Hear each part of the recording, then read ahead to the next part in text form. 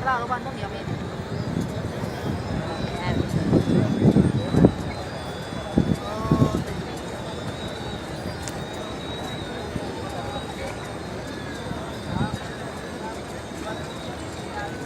इसकी पूरी मूवी बनी ਵਿੱਚ ਜਾਣੀ ਜਾਂ ਨਹੀਂ ਵਿੱਚ ਜਾਣਾ ਚਾਹੀਦਾ ਨਹੀਂ ਥੱਲੇ बंद हो गई जल्दी नहीं आ रही है ਵਿੱਚ ਵੜ ਜਾਣੀ ਹੈ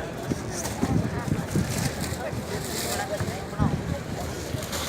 ਆ ਵੇਖ ਗਿਆ ये जब मेला दा मना रही है ਹਾਂ